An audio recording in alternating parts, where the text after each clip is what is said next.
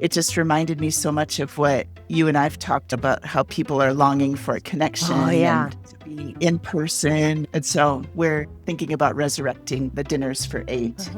Welcome to Created Creative. I'm Dawn. And I'm Ruth. And here we are. We are doing a slow summer. You know how people label the summer like it's going to be a t-shirt summer. It's going to be a grandma summer. We're knitting. Yeah. I don't know what our summer is. Yes, I don't know either. But we learned how to use a whole new software. And that was part of the slowdown. Stalling, at least for me, because at first, if I remember right, we could record, but we couldn't schedule the recordings. Right. But now we can schedule. I was like, my brain didn't know how to process it when I couldn't schedule. Yeah. But now we can schedule. So isn't that so funny? And now we love it. We love the new software. Yeah. It's the thing everyone runs into when change is imposed upon you. You're like, nope, it's too much. We're just not recording. And then we did it. Yes, it was super easy. It was literally the easiest thing ever. But yeah. Oh, what's the life lesson? It was very hard to wrap my mind around it. But it's good to have a slow summer too, because I mean, for all these years doing a podcast every week, you know, I'm very proud of us. But it's good for us to have a chance to let our creative brains gather some energy again. What creative things have you been doing instead? You know, at my church, it's been a lot of funerals. So it's creative funerals. Okay. I've been creating a lot of funeral sermons, honestly. Yeah, which, you know, it's just part of the journey right now for my church is that we are having a lot of deaths. So it's been good to have the bandwidth to be there for those families. Yes. You know, and go to the hospice and go to the hospital and go to the... It's so much. Yeah. And then we've got a lot of planning for the fall that we're doing right now. What's the fun new thing for the fall? Let's see. The youth and family minister has some really fun ideas for the confirmation program. Okay. So that'd be good. And then 3 weeks in a row, when I was visiting some older people in the congregation, they were talking about something that they used to do that the church didn't do anymore. These dinners at another church I was at, they were called Dinners for 8. Okay. Where people just sign up and then we put them in groups, random groups of people, and then they each take turns hosting these dinners and having each other over. And it just reminded me so much of what you and I've talked about, how people are longing for a connection and to be in person. And so we're thinking about resurrecting the dinners for 8 and just getting people across generations and single people and not single people and old and young. Yes, they're not all in the same life stage. Yeah, getting them all together. Because it almost felt like it was a sign, you know, when in the same week, all these people were bringing up this great memory, you know. Yeah, that is a sign. So, the Holy Spirit just yells louder and louder until someone listens. Exactly. And then I'm starting, I think I told you that I'm going to be leading chair yoga at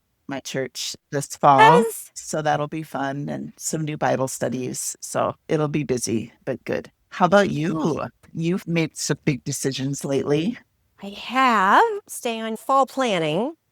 Just to catch people up, we do not have neighborhood schooling in New York. You apply, even to public school. So she did get into the Greek Orthodox 4K, even though she's 3, because they do December 31st cutoff instead of September cutoff. They have public 4K in the Greek Orthodox school. It's a whole thing. I just kept walking by and I was like, this is not her school. When we were together in Indianapolis, I filled out all the paperwork actually because it was due the day we were there. And so I waited to the last day to super inconvenient, fill out the paperwork. I just was like, this should be this joyful, fun, new part of her life. Like, oh, she's on the next step. And I filled it out so she has somewhere to go. Yeah. And then we really got into conversation with the Forest School, and she is going to go there. Hey, that's exciting. The reasons are, it fits more what I think a childhood should be.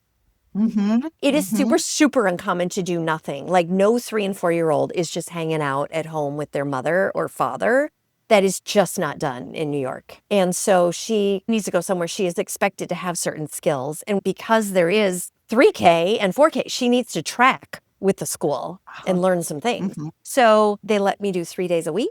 They gave me a huge scholarship. Nice. They're letting me go just through December for now. So many places lock you into the whole school year. But they were totally fine with me figuring out world schooling by the end of September because they're like, we can find people. People will join.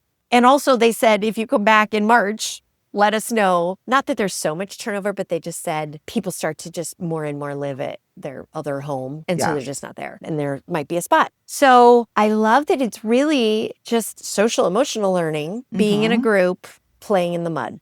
Yes, I love that. It sounds perfect. And it actually sounds like something good for a child to do and everything about it. Yeah, everything about it. And also, as we're walking around, everyone's like, where's she going? I have an answer. Yes, which is nice. Right. And she's so close to reading. When the picture is really clear, she reads, but that's not reading. But she does sound out things correctly. She's almost mushing them together. The reading is fine. We'll figure out math. This company where I did the piloting of their preschool, we're going to do their kindergarten. Okay. And I'm kind of excited about it. And she is in the New York Public Schools, supposed to go to kindergarten next year. If I can make this forest school, world school thing happen, we actually have 2 years. Which sounds so much better to me and tracks with Minnesota and other places I went to school that she wouldn't go until she's 5 on September 1st, which is 2 years from now. But in New York, if I waited till then, they would make her go to first grade. Okay. Wow. There's no red shirting at all, which isn't red shirting everywhere else. It's just what's done. So also, she's just not wired for circle time. Yeah, because not every kid is. No, and she's 3 and it's fine. She's 3, yeah. So she is with kids in the summer. She's going to theater camp. We did Beauty and the Beast camp. There's a different theme every week. And, theater camp, there's room for everyone. Her group has a child with Down syndrome. There's just a huge variety. They're very committed to there is a space for everyone, including someone who's only occasionally at circle time. Yeah. So when does forest school start? September 14. Okay. So the other thing, the calendar, real school starts the week before, and I'm saving $300 by flying here on the first day of school. Just all of that it's cheaper to be outside the norm. Yes. A short time that I homeschooled my boys, our favorite thing was we could go to the museums and things when it wasn't crowded. Right. We could go. Yeah.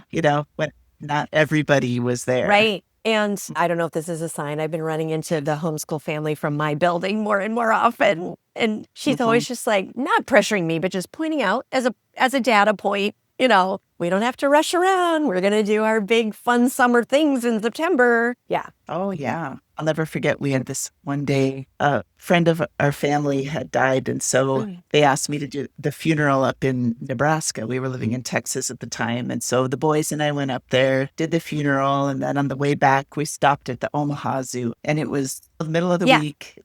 It felt like we were the only ones there. And it was just this amazing day of hanging around in the Omaha Zoo and having the whole thing to ourselves. And it's the thing, you're from a church. It's not like they're becoming socially inept. I've met them. They're not socially inept, your kids.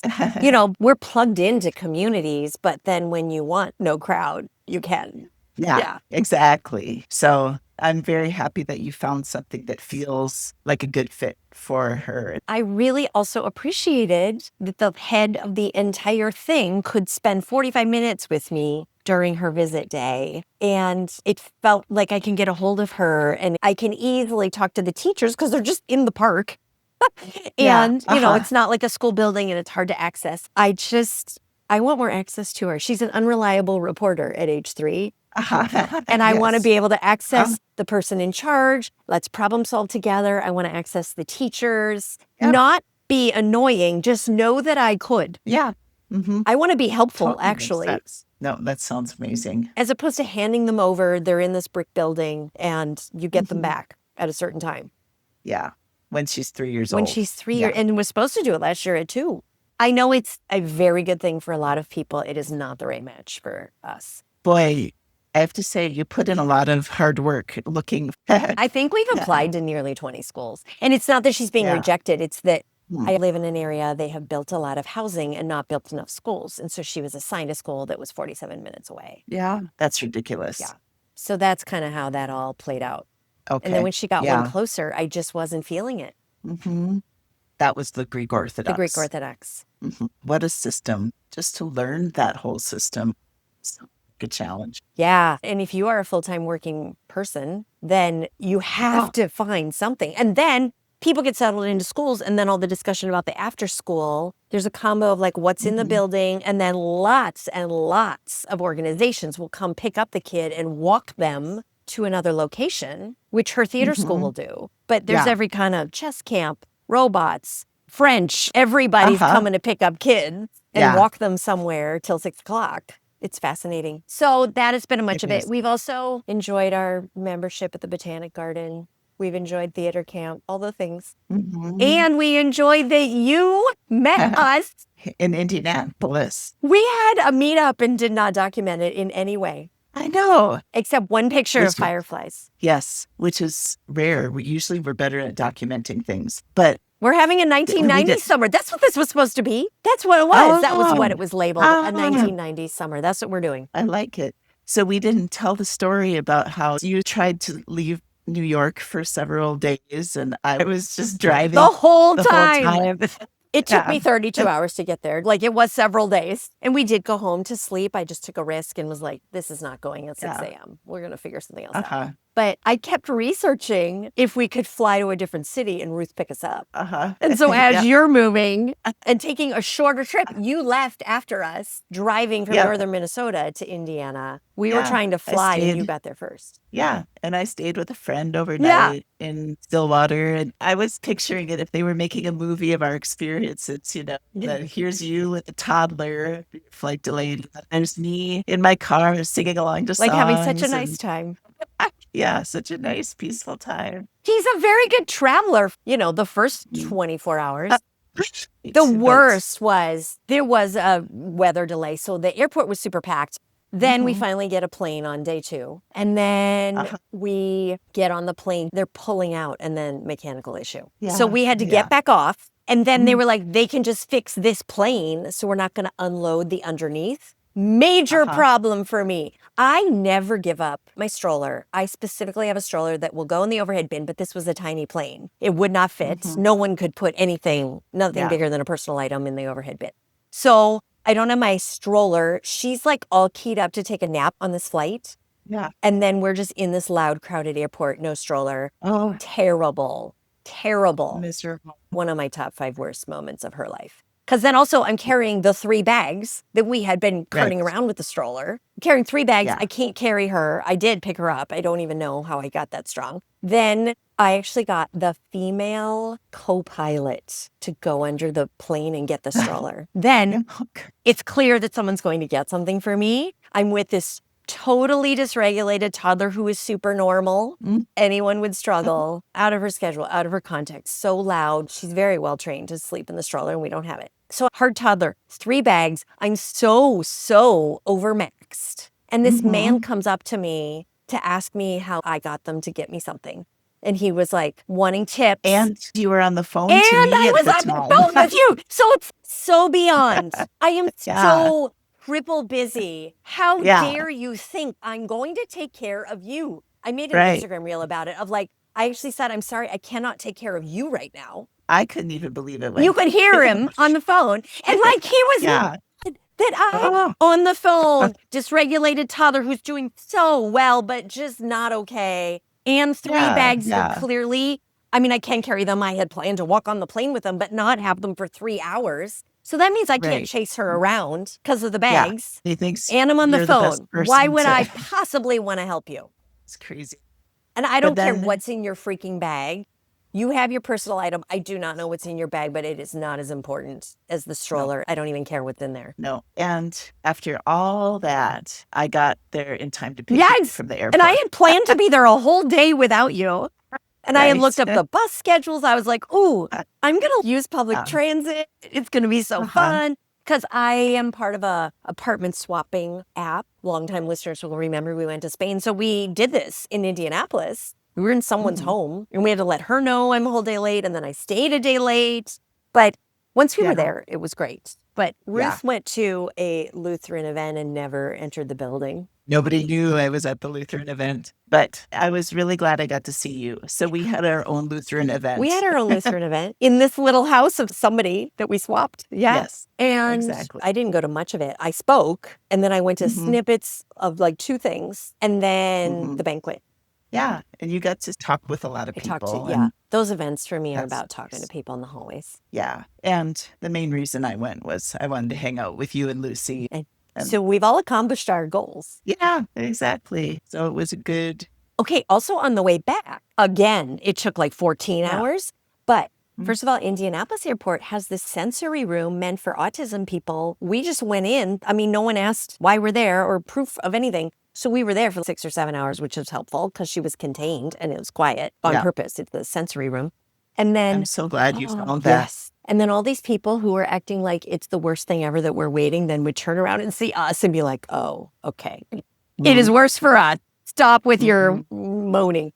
But before we knew we were super delayed, or we had just found out about the first delay, I ran into someone I haven't seen in 6 or 7 years, but she was coming to this event. And I was like, I don't know, we might be here into the evening. And she's like, if you're delayed, you'll just come stay in my hotel room. I love that. Yeah, just an immediate, the community will help. Yes. Yeah. Without even missing a beat. Yeah. And now she had been a youth encounter connection way back, right? Yes, Krista Lynn. She was a youth encounter connection. Yeah. She went to seminary with me. And so that's why we were closer and pretty good friend after that. Yeah. So we have a base. I knew her well enough. I visited her first child in the hospital 1 day old. Yeah. So, but I do feel like through youth encounter, we met a lot of people like that. Yeah. They're like, I'm going to help. Yeah. I love that. We were lucky that we knew a group of people like that. You know? Yeah. But I held out and we arrived at JFK at 1:30 in the morning. I have to commend you because you kept trying to get to Indianapolis far longer than I would have kept trying. Well, I did think, should we just... You were my hero. You were just like, keep on trying. But you were my hero because you will go to great lengths to meet up with people, as will I. But I feel like there's a certain outlier kind of person who shows up. Yeah, it was super fun. And we're going to go to the state fair again. Yes, we will for sure film there. Because our listeners are probably very sad that we have no film footage of Indianapolis. So we promise we'll do some filming at the state fair because the crop art this year is going to be... The moment after I was horrified about ICE invading Minneapolis, the next moment was like, I can hardly wait for the crop art. I remember you saying that, and I'm like, she's so right. Because the crop art is always very politically clever. So that'll be very good. Good. Planning the fall has taken a lot of energy. Also, speaking at the Roster Ministers Gathering, I based it on something I did in 2023, and also I totally redid it. Been doing different, I've learned about Facebook ads. That's been fun and creative. I've learned about social media. I'm doing some different things. That's very cool. Yeah. I've seen some of your ads pop up and they look really good. Thank you. Thank you. Yeah. And I'm learning about homeschooling like it's my job. That's fun though. You know, I remember I did that too. And I would read and read. It was so interesting, the philosophies. I feel like I can tell from the tone of their voice in the first 4 seconds if they're going to be super conservative Christians. There's like a certain lightness that is required of women's voices, very unthreatening version of their voice. That's so interesting. And if they have that lightness to their voice, I go to the next YouTube curriculum. I'm just like, this is not going to be anything that I align with. I want to use more secular things and put progressive Jesus in there. Yeah. That was the hard part because back when I was doing it all that time ago, you know, like I could order books and things. I remember I had books, but I didn't have, I'm trying to even remember how I found, you know. Not teachers pay teachers, which I haven't done that much of. If she's just randomly into something, I'll print a worksheet. But yeah. And there was like curriculum that my neighbors who were homeschooling would give me, but a lot of it was way too conservative. No. Yeah. You know, I'm finding just philosophically, I align most with Black families. They are doing it to do better than the school system. They're not doing it. I mean, there is a sort of protection to that the school isn't working for their child, but they're gonna make sure the outcome is an even higher bar than what the school is requiring. And so I'm loving the stuff they're writing. They're my thought leaders right now. Oh, good. Yeah. And I'm just like, please let me listen in your space. I want to listen to you, you know? Mm-hmm. So there's some good podcasts out there. There's podcasts. There's mostly YouTube channels. But when I'm listening to playlists of, you know, what are people doing for kindergarten, for preschool, just to know the landscape, or I like to hear reviews even of things I'm using. I'm like, oh, it does that. Mm-hmm. Yes. And the way in which at least the people on YouTube who are Black families, they're like, we're going to do this. And then we listen to an Indigenous voice about that same event. And we listen to a Black voice about that same event. And it's just so much more comprehensive and rich. Literature or history, all those things. So I'm very excited to start. Like there's that actual thing called woke homeschooling. And they do have a podcast and they've written curriculum and it includes no white voices. So you could like learn about Ben Franklin and then all the people around him. Oh, good. Mm-hmm. That's because I'm pretty sure I can find Ben Franklin on my own. I need her and her resources, and I will pay her to find all of the other voices that are around at that time. I love that. I can't remember the name of the speaker, but he had come to a Synod assembly and he was talking about, I think it was a story of the prodigal son, but then he was talking about how we might hear it from our culture, but then how, different cultures. The woke homeschooling says something like, until the story of the hunt is told by the lion, it will glorify the hunter. Yes. Like an African proverb, but that is the cover of the book. Wow, that's really good. So they're being the lion. They're filling in the lion part. Woke homeschool. Yep, woke homeschooling. Woke homeschooling. I'm writing that down. But just other families, the resources they're using, the ways in which they're reviewing. There's a lot of people like, well, here's the minimum you could get away with in my state. You know, here's a way to do it in half an hour a day.